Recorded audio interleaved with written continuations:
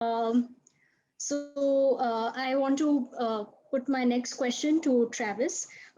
Travis, as you mentioned, you have worked with the US Department of Energy. You have later on worked with Oak Ridge Laboratory and also the corporate sector for a reasonable time. So you've seen it all, right? From government sector to corporate sector, and now at everything at C2 Labs. My question to you is, um, what do you think startups or even some bigger organizations, when they try to bring in innovative solutions that would change people's lives in a good way, what are the challenges that such organizations face in early stages? I'll give you sort of three things that I think are really important there. And before I go to those, I'll say all those experiences I think are valuable. You know, there's a lot of people who like to bash the government, and at times for good reason. I agree with it. But also, there are parts of the government that are great, where the mission and the number of people you can Sure. touch is amazing. The amount of responsibility you get at an early age, you won't find in the private sector. So there's a lot of good stuff. And so one of the things I tell people is it's important to have diversity in your background, not just on your team, because you Yeah. bring all those experiences to the table of what works well, because no organization is 100% good or 100% bad.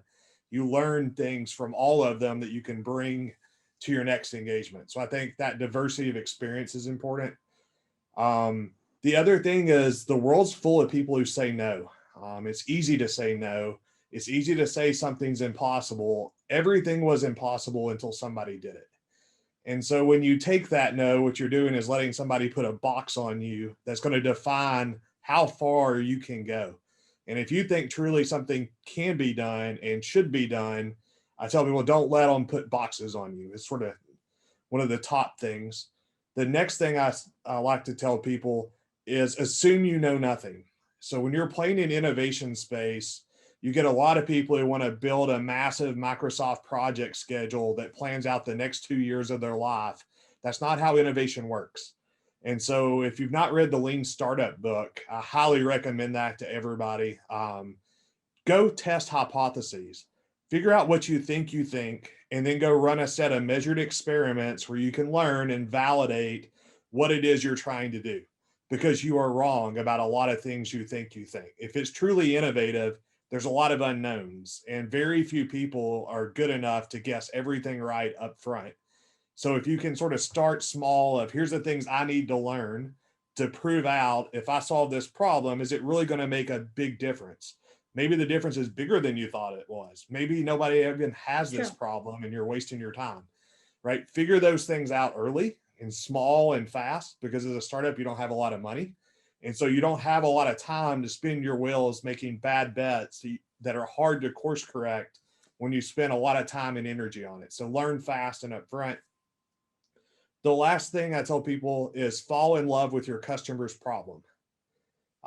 Way too many folks fall in love with their own tech and their approach, but they can't relate it to an actual business problem somebody has, so they have trouble selling it.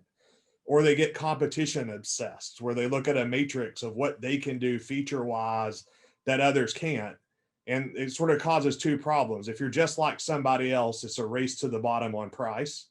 And if you're just trying to do minor features to something, um, maybe the other company didn't do it because there's no customers for that feature, and they already know that, and you don't, right? And so it's I say fall in love with customers' Yes. problems, because if a customer has a problem and your technology, your company can solve it, there's going to be a market for that. So if you can price that at a point that's less than the pain they feel in this problem, you're starting to build a repeatable business model, assuming that there's lots of people with the same problem, right? And so those are sort of the major advice things I give people.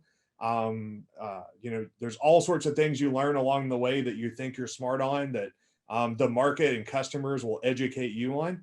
And so the faster you can learn and cycle and improve and solve customer problems, I think the more successful you'll be, regardless of industry or what area you're focused in.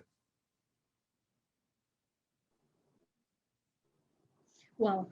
So Those are, I think, that's the secret formula for success, which Travis has rightly put out there. Allow me to summarize it. So, diversity of experience is important. Everything was impossible until someone did it.